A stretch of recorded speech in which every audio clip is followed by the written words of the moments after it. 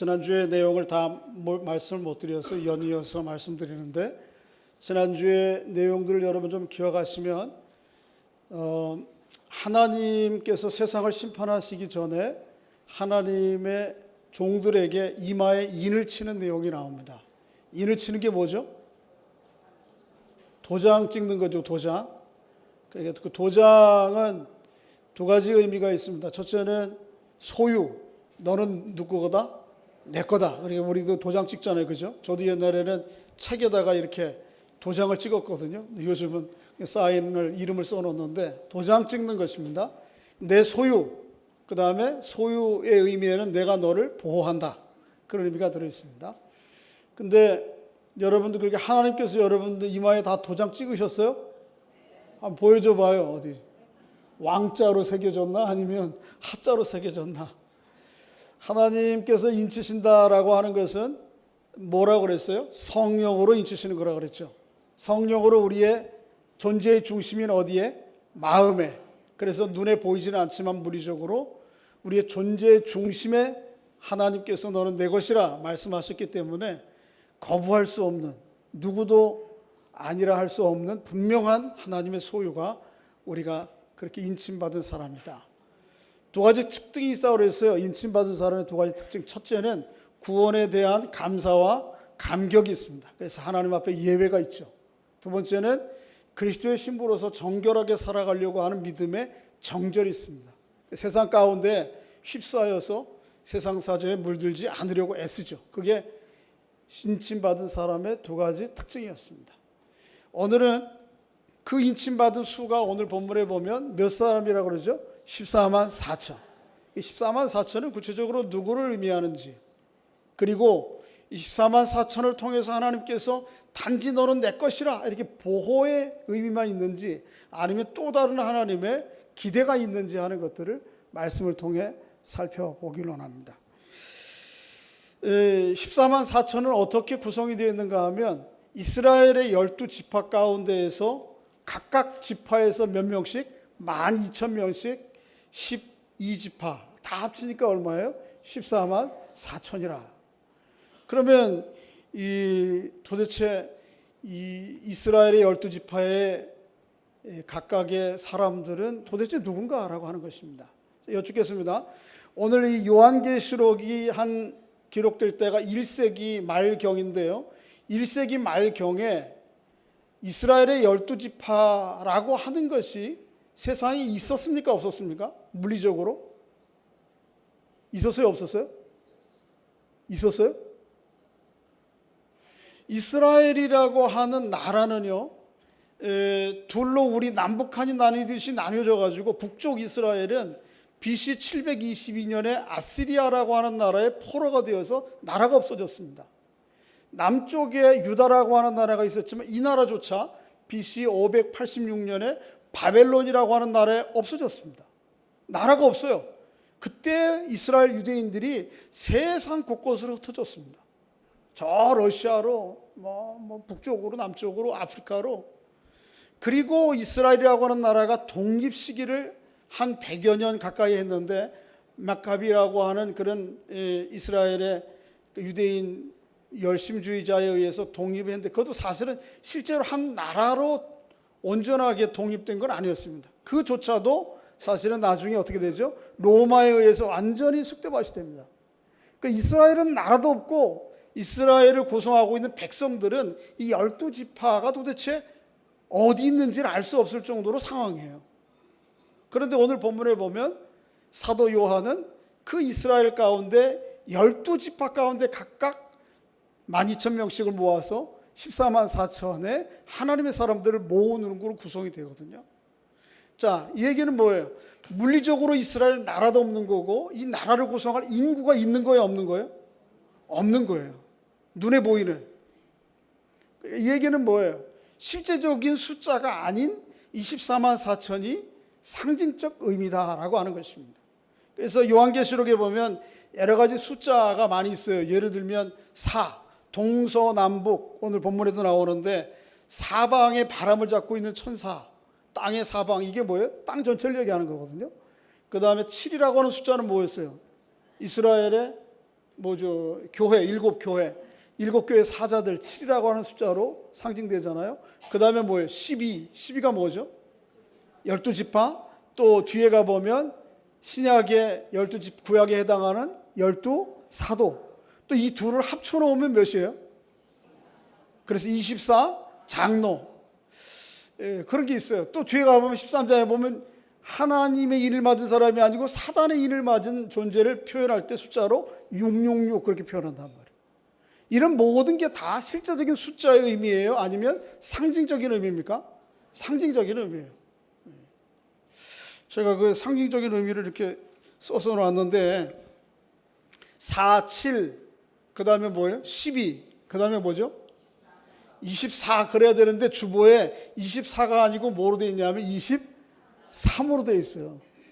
제가 원고를 써서 이제 정리를 해서 이렇게 사무실에 주면 사무실에서 우리 인간사님이 타이프하고 하다가 우리 이제 제가 타이프는 잘못한 거예요. 그리고 교정을 우리 전도사님하고 부교육자들이 좀 봐주시는데 제가 이번에 깨달았어요.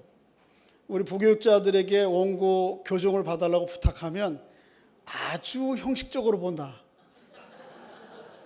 왜 그러냐면 신학을 공부한 사람이 4, 7, 12, 23? 목사님 이게 도대체 뭐예요? 이걸 100번 물어야 되거든요. 그런데 제가 제 원고를 오늘 아침에 확인을 하다가 23? 그래가지고 주보를 찾아봤어요. 그랬더니 거기도 23이야. 얘기는 뭐예요? 우리 부교육자들이 원고를 제대로 보지 않았다. 믿을 만한 하여튼 그래요. 그래서 이제 다음 주부터는 교정을 맡기지 말아야 되겠어요. 저 혼자 봐야 되겠어요. 그래도 맡기긴 맡겨야죠. 하여튼 우리 부교육자들 잘 봐주시기 바랍니다. 내 설교 아니라고 그냥 보지 마시고. 제가 이걸 써놓고 잘 보려고 해도요, 제가 쓴 거기 때문에 내용을 알기 때문에 글을 읽으면 그냥 막 넘어가요. 그래서 이 글을 전혀 안 읽은 사람, 이 설교를 준비하지 않은 사람이 제3자가 또박또박 볼 수가 있어요. 그래서 부탁하는 거거든요. 혹시 여러분 중에 목사님, 제가 목사님 설교 원고 교정 보겠습니다 하는 분들이 자원이 있으시면 제가 그 설교 준비된 날 여러분들에게 해서 이렇게 해주시면 좋겠어요. 우스갯소리고요. 자, 어쨌든 중요한 것은 뭐예요? 숫자가 진짜 의미가 아니고 어떤 의미예요? 상징적인 의미라는 것이. 저는 여러분 12지파의 지파의 인구수가 다 똑같았습니까? 아니면 천차만별했습니까? 많았어요. 천차만별했어요. 어느 지파는 이스라엘 역사 가운데 그들 공동체에 해를 끼쳐가지고 어느 지파는 완전히 거의 없어질 상황까지 이르렀어요. 그럼에도 불구하고 명맥을 유지해요. 그런데 오늘 본문에 보면 모든 지파가 예외 없이 12,000명씩. 이 얘기는 뭐예요? 이것은 단지 숫자 통계를 얘기하는 것이 아니라는 것입니다. 아니라는 거예요. 상징으로 우리가 봐야 되는 것이고, 또 그럼 이들이 누구냐? 이들은 누구냐 하면 마치 하나님께서 구약의 이스라엘 12지파를 통해서 하나님의 백성 공동체를 이루었듯이 이 마지막 시대에 예수 그리스도로 말미암아 하나님의 새로운 하나님의 백성 공동체를 이루겠다. 이 속에는 옛날의 구약 백성들도 사실은 다 포함되는 것입니다. 그것을 보여주시기 위해서 하나님께서 이스라엘의 구약에 있던 사건과 상황, 과거의 경험들을 기초로 보여주시는 거예요. 그러니까 이것은 다른 말로 얘기하면 예수 그리스도로 말미암아 종말의 때에 이룰 하나님의 모든 가족 공동체, 백성 공동체, 다른 말로 우리로 얘기하면 교회 전체를 얘기하는 것입니다. 1세기의 교회도 성도들 얘기하지만 지금 이 시대에 있는 여러분과 저를 포함해서 모든 사람들을 가르치는 말이에요. 여러분 성경 가운데 특히 요한계시록에서 종말 그러면 여러분 종말이 이미 왔어요? 올 거예요? 우리 성도들은 실력이 대단해요. 제가 볼 때. 성경을 보는 관점이. 종말이 이미 왔어요? 올 거예요? 성경에서 계시록에서 종말을 얘기할 때는 언제를 얘기하죠? 예수 그리스도가 이 땅에 오시는 순간부터 올 때까지 다시 오실 때까지 전체를 종말로 봅니다. 이 종말이라고 하는 말은 다른 표현은 최종적이라는 뜻이에요. 그러니까 하나님께서 하나님의 백성들을 구원해낸 구원의 양식이 이전과는 극적으로 다른 양상으로 오는 것이 이게 종말이에요. 저를 보세요. 하나님께서 이스라엘 백성들이 어려움을 겪고 있을 때 예레미야, 이사야, 여러 선지자, 때로는 왕들을 통해서 그들을 구원해내요. 그러나 그들의 구원은 이스라엘이라고 하는 나라에 국한되어 있거나 그것도 아주 부분적으로 일시적으로 국지적인 구원에 불과합니다. 그 이전에 하나님의 백성들이 경험했던, 세상이 경험했던 구원과는 질적으로 양적으로 다른 차원의 구원이 누구를 통해서 오는 것이죠? 예수 그리스도가 이 땅에 오심으로 이 땅에 오는 거예요. 그래서 이전과는 질적으로 양적으로 다른 차원, 그것도 한 민족이 아닌 온 세상 열방을 향한 하나님의 구원의 시작, 거기서부터가 종말이에요. 그것부터 이 구원이 언제 완성이 되죠? 예수님 다시 오실 때까지, 이때까지가 완성이 되는 거예요. 그러니까 이 종말의 때에 하나님이 부르시는 모든 하나님의 사람들, 이 사람들을 가르치는 말이 바로 14만 4천이라는 거예요. 그러니까 여러분, 이 사실을 통해서 뭘 알 수 있어요?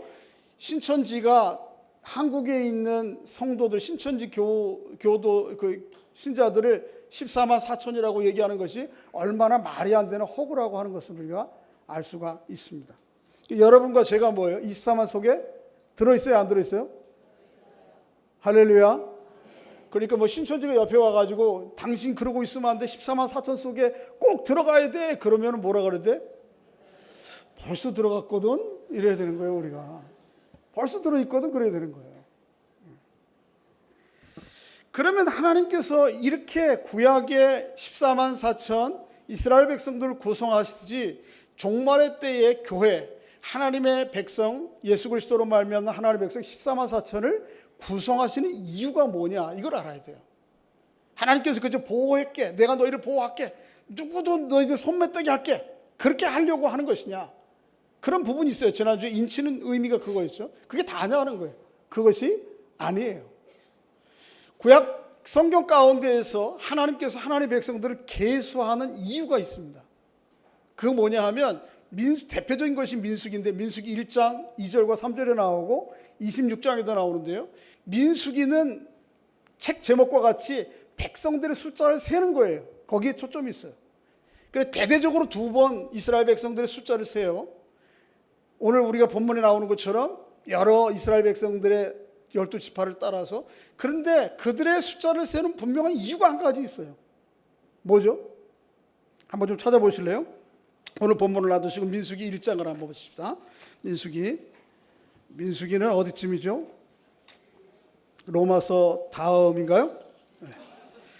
민수기 1장 2절과 3절 한번 좀 읽어보시면, 시작. 너희는 이스라엘 자손의 모든 회중 각 남자의 수를 그의 종족과 조상의 가문들을 따라 그 명령대로 계수할지니 이스라엘 중에 20세 이상으로 싸움에 나갈 만한 모든 자를 너와 아론은 그 진영별로 계수하되. 자, 보세요. 하나님께서 이스라엘 백성들의 숫자를 세는 이유가, 목적이 하나 있어요. 그게 뭐예요? 싸움에 나갈 만한 사람들을 몇 명이 되는가를 확인하기 위해서요. 그것도 뭐예요? 이스라엘 남자 중에 얼마? 몇 살? 나이가 몇 살? 20세 이상. 자, 보세요. 14만 4천 중에 여자가 들어있어요? 안 들어있어요? 그러니까 이게 숫자적인 의미라고 생각하면 또 걸리는 거예요, 이게. 죄송한 여자분들에게 죄송한 말씀이지만 24만 4천 속에 여자가 안 들어있어요. 큰일 났네. 이거는 뭘 얘기하는가 하면 하나님의 대표성의 원리를 얘기해요. 아담에게 모든 사람이 들어있는 것처럼 이스라엘 백성 가운데 남자 14만 4천이라고 하는 것은 이스라엘 백성들만, 그 남자들만이 아니고 이스라엘 전체가 거기에 들어가 있는 거예요. 14만 4천은 하나님의 백성에 대한 대표성의 원리를 얘기하는 거예요. 그러니까 여러분들이, 여자분들이 이름은 안 들어가 있지만 실제적으로 들어가 있는 거예요. 너무 낙심하지 마세요. 중요한 것은 뭐예요? 전쟁하기 위해서 이 백성들을 모으는 거예요. 이게 26장에도 나와요. 똑같이 나와요. 절 보세요. 뭘 얘기해요? 요한계시록에서 하나님의 백성 14만 4천을 계수하고 그 이름을 구체적으로 언명하는 이유는 내가 너희를 보호할게, 누구도 손 못 대게 할게, 이것 정도만 하나님이 기대하시는 것이 아니라는 거예요. 뭐예요? 너희는, 교회는, 종말의 때에 하나님의 교회는 하나님의 메시아의 군대로 징집되었다라고 하는 것으로 얘기하는 거예요. 다른 얘기로 하면 여러분과 제가 누구의 군대예요? 메시아의 군대입니다. 할렐루야. 그러니까 우리 하나님 보호해 주세요. 어떻게 해야죠? 이 세상을 어떻게 살아가야 되지? 이게 아니고 하나님의 진리의 말씀을 들고 세상 가운데 용기 있게 대담하게 서기 위해서 하나님이 여러분과 저를 부르셨다는 것이죠. 할렐루야. 서로에게 한번 확인해 주시기 바랍니다. 당신은 메시아의 군대, 용사로 부름을 받았습니다. 할렐루야. 그런데 사실은 이 싸움이 쉬워요, 어려워요? 쉽지는 않아요. 전쟁은 늘 만만한 놀이터가 아닙니다. 여기에는 늘 피 흘림이 있고, 때로는 육장에 있는 것처럼 죽임을 당함도 있고, 핍박도 있고, 고통도 있고, 슬픔도 있어요. 그래서 이 싸움을 우리가 하나님의 메시아의 군대로 부름받았지만 이 싸움을 해나가기가 만만치가 않은 거예요. 그래서 이 만만치 않은 싸움을 그래도 이끌어 가시고 인도해 가시는 한 대장을 우리에게 보여주신다고. 오늘 본문에 그 대장이 나와요. 그게 누군지 한번 좀 살펴보시기 바랍니다. 한번 다시 본문으로 돌아오셔서 본문을 읽겠습니다. 5절을 읽겠습니다. 5절, 7장 5절. 시작. 유다 지파 중에 인침을 받은 자가 1만 2천이요 루벤 지파 중에 1만 2천이요 갓 지파 중에 1만 2천이요. 제일 먼저 언명된 지파가 어디예요? 유다 지파. 저를 보세요. 이스라엘의 12아들이 있었는데 그 12아들은 야곱에게 아들들이거든요. 그 야곱에게는 아내가 몇이었어요? 힌트를 주면 말씀하세요. 몇 명이에요? 4명이었어요. 근데 그 4명 중에 첫째 장자가 누구냐 하면 유다? 루벤입니다. 그러니까 물리적인 출생 순서가 누구예요? 루벤이 가장 먼저예요. 그리고 여기 오늘 본문에 나온 유다는 실제적으로는 보통은 4번째로 언급됩니다. 그래서 이스라엘 백성들의 이 야곱의 자식들에 대한 이 계보가 성경에는 한 20여 군데 나오는데, 창세기 49장에서 시작해서 신약기까지 나오는데, 대부분의 모든 이 계보가 나올 때, 이스라엘 족보가 나올 때 제일 장자가 누구예요? 루벤입니다. 루벤. 그런데 오늘 본문은 이상하게 루벤이 먼저 안 나오고 누가 나와요? 유다가 나와요. 왜 그렇죠? 이거 굉장히 중요한 겁니다. 여러분 족보를 할 때에, 여러분 족보할 때에 아무리 아들들이 여럿이 있어서 넷째가 마음에 들어도 이거 말로 넷째가 내게 진짜 내 유산을 이어받을 사람이야? 말로 하는 거하고 기록해 놓는 거하고는 차원이 다른 문제예요. 그러니까 아무리 첫째 아들이 마음에 안 들고 넷째 아들이 마음에 들어도 이거 말로 그렇게 하지 마시고, 혹 마음과 어쩌다게 마음이 드러나도 기록으로 하는 거는 이거는 굉장히 위험한 거예요. 근데 오늘 본문에 보면 유다가 제일 먼저 나와요. 이유가 뭔지 아세요? 자, 오늘 본문을 앞장을 좀 넘겨보시면 5장에 있습니다. 그 이유가 5장 5절 읽겠습니다. 5장 5절이죠. 시작. 장로 중 한 사람이 내게 말하되 울지 말라. 유다 지파의 사자 다윗의 뿌리가 이기었으니 그 두루마기와 7인을 떼시리라. 거기에 보면 두루마기와 인은 뭐예요? 7인은 세상에 대한 역사거든요. 이 세상 역사의 인을 떼고 좌우할 분이 누구라는 거예요? 5절에 보면 유다 지파의 사자 다윗의 뿌리. 이 다윗 왕이 어디에서 나왔어요? 유다 지파에서 나오고, 이 유다 지파 속에서 누가 나와요? 예수 그리스도가 나와요. 그러니까 오늘 5장 5절은 유다의 지파, 유다의 사자, 다윗의 뿌리, 이분이 누구예요? 사실은 예수 그리스도예요. 예수 그리스도가 이 유다 지파 속에서 나오는 거예요. 그러니까 오늘 본문 속에서 루벤을 먼저 앞세우지 않고 유다를 앞세우는 이유는 이 군대, 메시아의 군대에 제일 앞장서서 총대를 메고 대장도를 하는 분이 누구라는 거예요? 예수 그리스도라는 거예요. 할렐루야. 우리가 이 영적인 싸움을 싸워가려면 이게 굉장히 힘들고 어려운데, 그래도 우리에게 위로가 되고 힘이 되는 것은 누가 있어요? 우리의 대장 예수 그리스도가 앞장서 가신다는 거예요. 그래서 여러분은 혼자 싸운다고 너무 낙심하고 어떻게 싸워야 될지 당황하지 말고 앞장서 가시는 주님, 대장 되시는 그 주님 바라보고 하면 된다는 거예요.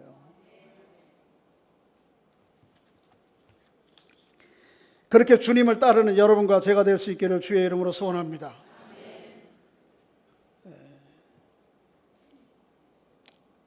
그래도 자신이 없어요, 우리에게. 그죠? 그래도 불구하고 주님을 따라야 됩니다. 어떻게 싸워야 될까요? 어떻게? 그리고 우리가 싸워야 될 구체적인 영적인 전선은 실제적으로 무엇입니까? 그거에 대해서 좀 말씀을 나누겠습니다. 오늘 제가 주보에는 이 내용을 써놓지 않았는데 여러분이 좀 귀담아 들으시면 좋겠어요. 자, 보세요. 이 메시아의 군대가 싸워야 될 영적 전장, 그건 구체적으로 그럼 뭐예요? 우리가 어떻게, 마치 지금 IS가 하는 것처럼 그렇게 물리적인 전쟁을 통해서 종교 전쟁을 하자는 겁니까? 그거 아니거든요. 어떤 전쟁을 해야 되는 거예요? 어떤 전쟁? 종종 우리 이 기독교를 우리 구성하고 있는 사람들 가운데 성경에 대한 이해를 좀 좁아가지고 이 물리적인 어떤 영역에 대한 확보, 그게 영적 전쟁이라고 생각하기 쉬워요. 그래서 어떤 분들이 무슨 뭐 요즘은 그런 일이 많지는 않습니다만 전에도 뭐 여기 저 신림사거리에 가면 무슨 건물 앞에 당분 신상이 있어요. 금으로 도금해 놓은. 거기에다가 뭐로 해요? 스프레이를 막 해놓고 예수천당 불신지옥 써놓고, 어느 절에 들어가서 탱화, 불화 있잖아요. 거기에다가 그걸 뭐 칼로 찢어놓고 막. 거기를 무슨 또 저기 우리 인도 선교하는 그 룸비니 우리 선교지 바로 한 4km 위거든요. 거기 인도 성지예요. 석가모니 탄생지. 근데 거기에 세계 각국의 절들을 세계 각국의 건축 양식으로 쫙 만들어 놨어요. 그래서 세계 각국의 불교도들이 다 거기에 하는 성지순례 자리예요. 근데 거기에 어느 우리 기독교 단체의 젊은 청년들이 가가지고 기타 치고 찬송하면서 예수 천당 불신지옥 했는지는 모르겠는데 어쨌든 그러면서 이거를 이제 흔히 이야기하는 뭐 땅 밟기 이렇게 생각했어요. 맞을까요? 틀릴까요? 우리가 그런 싸움 하자는 거예요. 여기서 오늘 본문에서 보여주는 것이 그 메시아의 군대로 이런 싸움 하자고 우리를 부르신 거냐고. 뭐 굉장히 좀 예민해요. 길 수도 있고 뭐 거기 포함도 될 것 같아요. 근데 이제 그것보다 더 본질적인 건 이런 것이에요. 한번 성경 한 두 군데를 찾아보겠습니다. 에베소서 6장을 보십시다. 에베소 6장. 에베소 6장 신약성경 조금 앞으로 넘기시면 6장 11절이죠.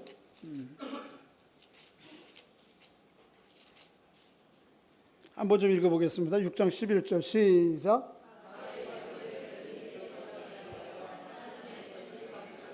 12절 우리의 씨름은 혈과 육을 상대하는 것이 아니요 통치자들과 권세자들과 이 어둠의 세상의 주관자들과 하늘에 있는 악의 영들을 상대.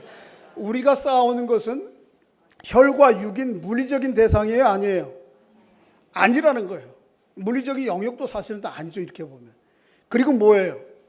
이 세상의 통치자들과 권세자들, 이게 눈에 보이는 권력자들, 저 무슨 뭐 정치적 이해관계 때문에 넘어뜨려야 될 그런 대상을 얘기하는 게 아니에요. 이것은 뭐예요? 뒤에 보면 어둠의 세상 주관자들과 하늘에 있는 뭐예요? 악의 영들에 대한 것입니다. 그들이 우리의 주 타겟이에요. 한 절 더 보겠습니다. 고린도 후서를 한번 보시면 고린도 후서 10장 유사한 말씀이 있는데요. 고린도 후서 10장 3절부터 보시면 고린도후서 10장 3절 295페이지 시작. 우리가 육신으로 행하나 육신을 따라 싸우지 아니하노니 우리의 싸우는 무기는 육신에 속한 것이 아니요 오직 어떤 견고한 진도 무너뜨리는 하나님의 능력이라 모든 이론을 무너뜨리며 하나님 아는 것을 대적하여 높아진 것을 다 무너뜨리고 모든 생각을 사로잡아 그리스도에게 복종하니. 동일한 말씀 있죠. 우리의 싸움의 무기는 육신에 속한 것이 아니에요. 물리적인 게 아니에요. 예수 믿지 않는 그런 정도가 아니고 저 IS를 가지고 우리도 똑같이 총을 가지고 싸우는 게 이 싸움이 아니에요. 우리의 싸움은 뭐예요 그러면? 견고한 진을 무너뜨리는 하나님의 능력이라 모든 이론을 무너뜨리는 거예요. 이론이 구체적으로 나와요. 모든 이론. 그 다음에 하나님을 아는 것을 대적하여 높아진 것을 무너뜨리는 모든 뭐예요? 생각. 그러니까 뭐예요? 구체적으로 모든 이론과 모든 생각. 우리로 얘기하면 하나님을 향하여 등지고 높아진 모든 생각과 이론, 가치관과 그것에서 만들어진 문화와 삶의 양식, 이게 우리가 싸워야 될 대상이에요. 그 문화와 잘못된 가치관의 양식에 의해서 만들어진 것, 그게 뭐 다른 이단 종교라든지 다른 종교라든지 그런 문화라고 생각하면 대상이 돼요. 그렇게 하게 되면. 그러나 저를 보세요. 정말 우리가 화력을 집중해야 될 것이 어딘지를 우리가 좀 잘 아셔야 돼요. 자, 저를 여쭙겠습니다. 북한하고 지금 우리 남북 간 관계가 굉장히 어려운데 북한에서 도발을 해서 전쟁이 났어요. 그러면 이 전쟁이 났을 때 우리나라를 컨트롤하고 통치하는 고위 통치자들은 어디가 있을까요? 권사님 어디가 있어요? 도망가요? 아유, 그러면 안 되지. 그럼 당장 딱 끌어내려야 돼, 지금 당장. 도망가면 어떻게, 전쟁 났다고 도망가면 어떻게 해? 그러면 안 돼. 그렇게 도망갈 걸 인정하는데 우리 가만히 여기 있으면 안 돼. 청와대 가서 당장 내려오라 그래야지. 무슨 대통령을 하고 있어. 그러면 안 돼, 가면. 근데 제가 오늘 우리 중대장님한테, 오늘 장로님한테 물어봤어요. 어디가 있거냐? 청와대 벙커에 있을 거래요, 지하에. 제가 볼 때는 청와대 벙커 안 있을 거래요. 왜냐하면 거기는 이미 다 어느 정도 예측된 벙커예요. 거기다 쏟아부을 겁니다. 어디 있을까요? 옛날에는 육군본부 밑에 벙커가 있었대요. 근데 거기가 있을까요? 모르겠어요. 요 근처에 우리가 사는 동네에도 벙커가, 중요한 우리 국가적인 벙커가 하나 있습니다. 남태령에 넘어가면 그 수도경비사령부 거기 중요한 벙커예요. 이거 뭐 다 아는 내용이니까.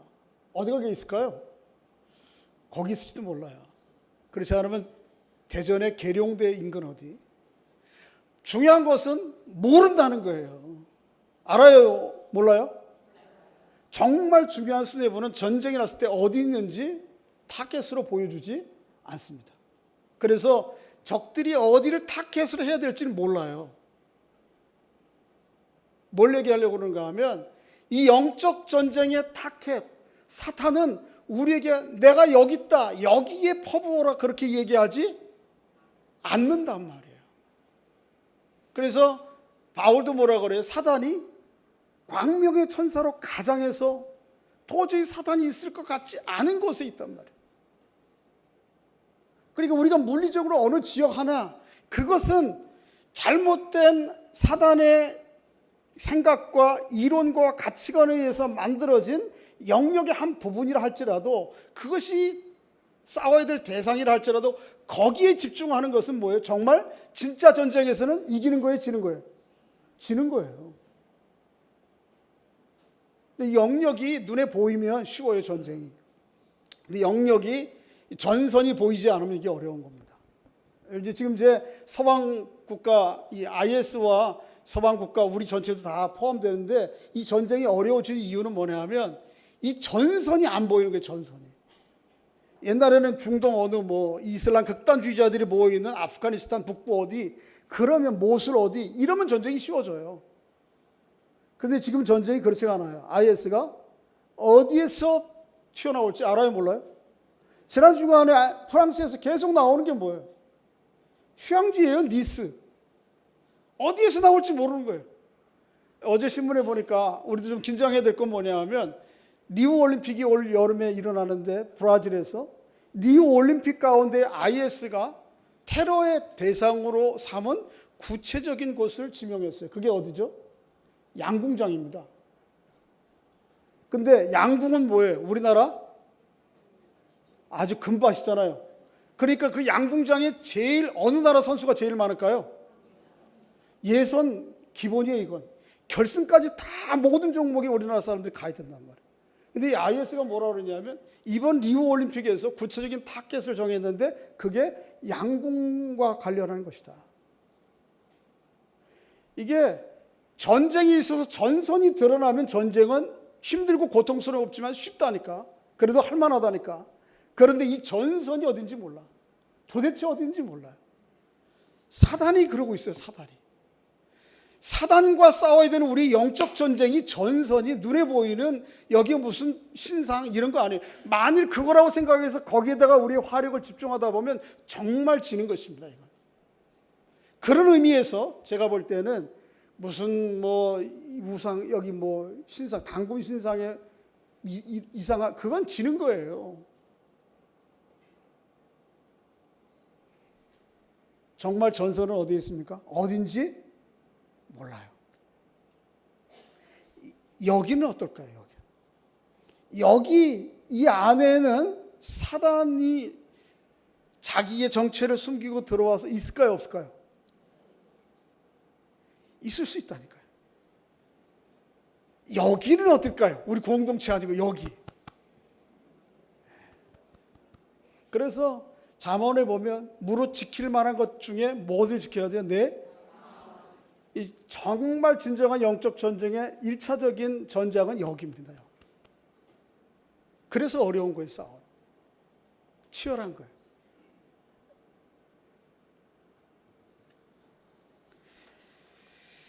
어떻게 싸워야 될까요? 어떻게?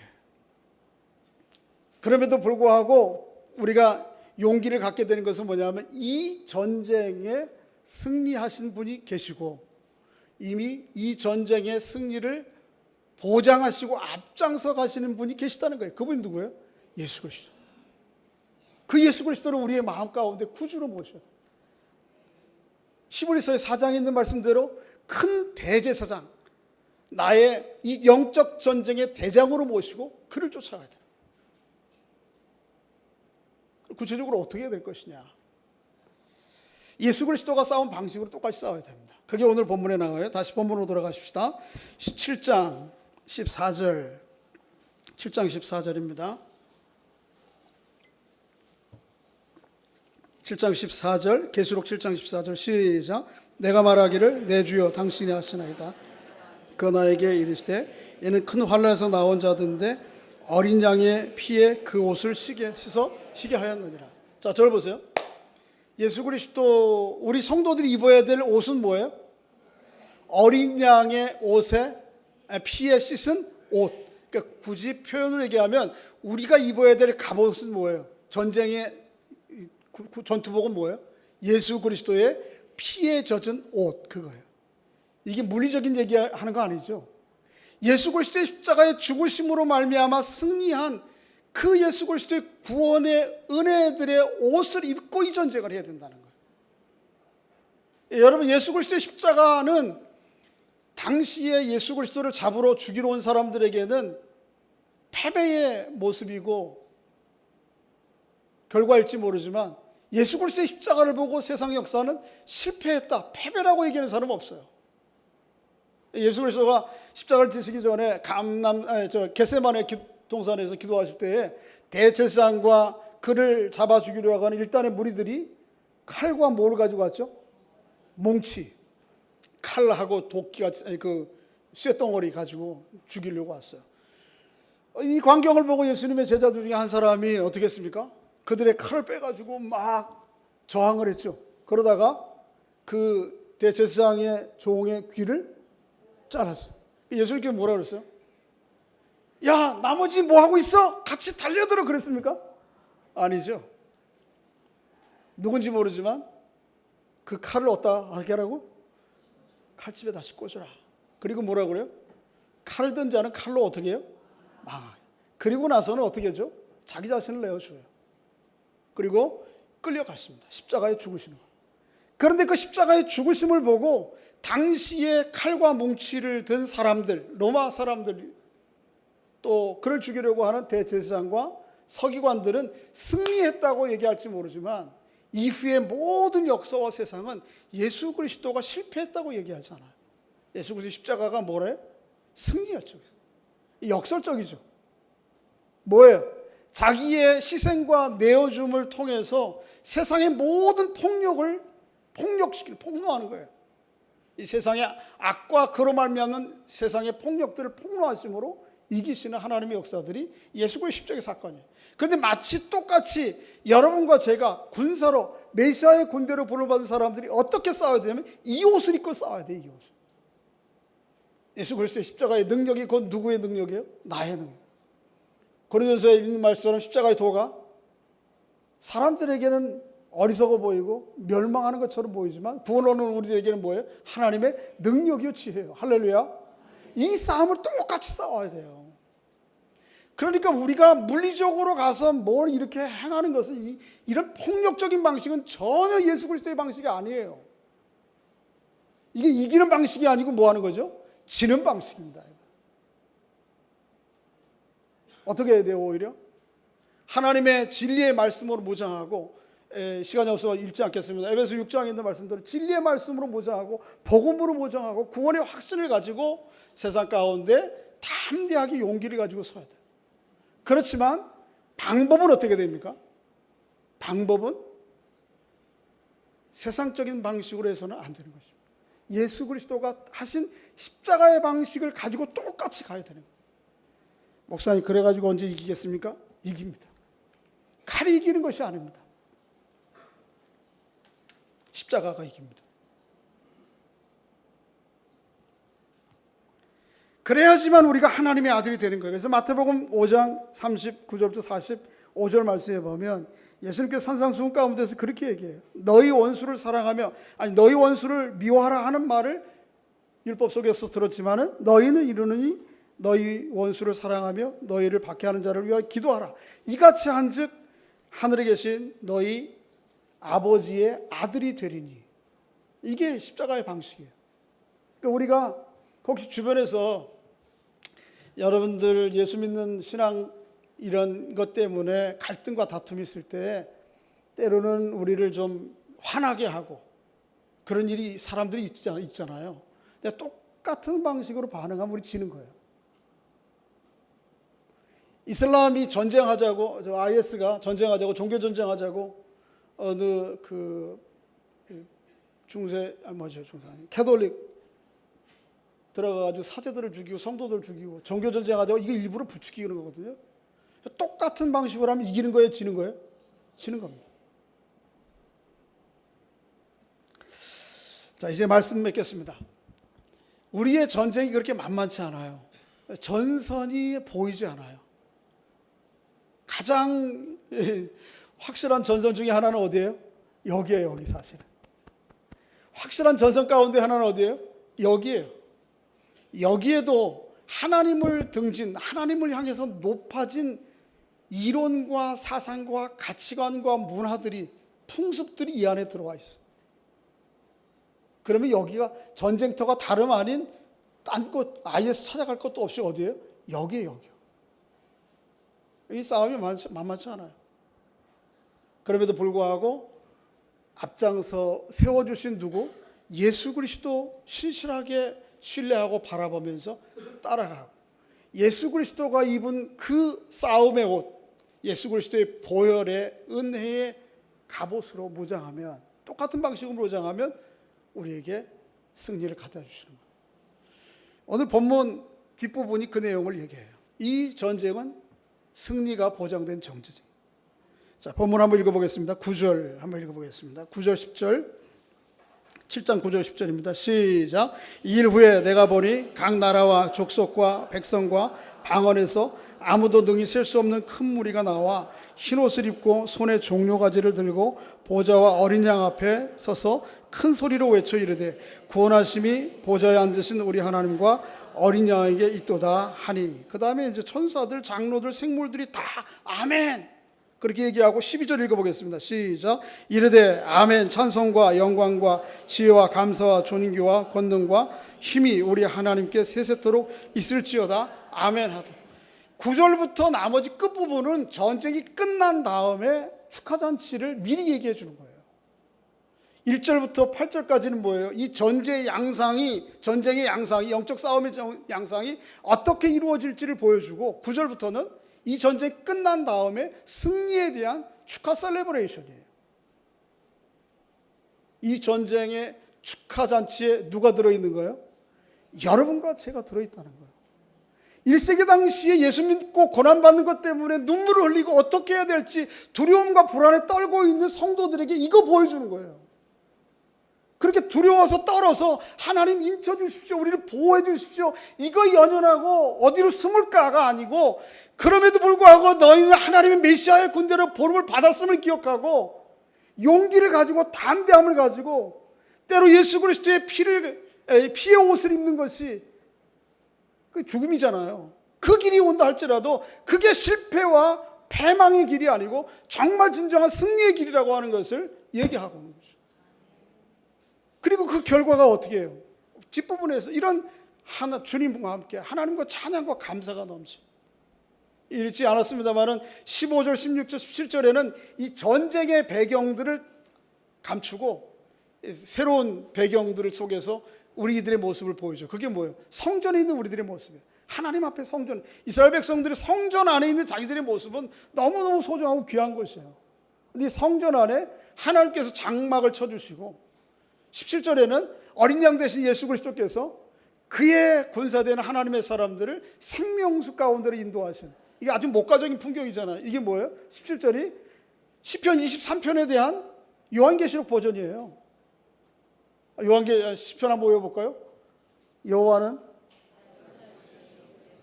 네, 한번 끝까지 해볼까요? 맨 끝에 보면 어떻게 돼요? 요한계시록 23편을 딱 한 절로 요약한 것이 본문 17절이에요. 이게 뭐예요? 주님께서 믿음으로 영적으로 승리한 사람들이 가질 최종적인 모습이라니까요. 누구의 모습입니까? 여러분과 저의 모습. 그러니까 이 싸움의 아직 과정 중에 있는 우리가 낙심하고 절망할 이유가 있어요, 없어요? 없는 거예요. 할렐루야. 믿음으로 담대하게 서기만 하면 어떻게 된 거예요? 이 승리는 보장된 승리라는 거예요. 약속, 전쟁이라는 거예요.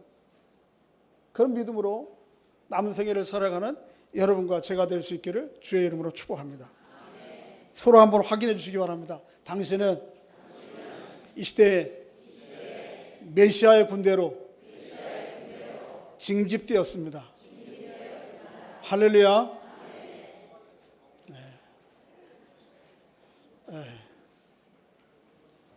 그런 하나님의 메시아의 군대로서 남은 생애를 살아가는 여러분과 제가 될 수 있기를 주의 이름으로 소원합니다. 이제는 우리 구주 예수 그리스도의 은혜와 아버지 하나님의 크신 사랑과 성령 하나님의 감화 감동 교통하시며 충만케 하시며 승리케 하시는 은사가 사랑하는 성도들과 저들의 가정 위와 이 교회 위에 이제부터 영원토록 함께 있을지어다. 아멘.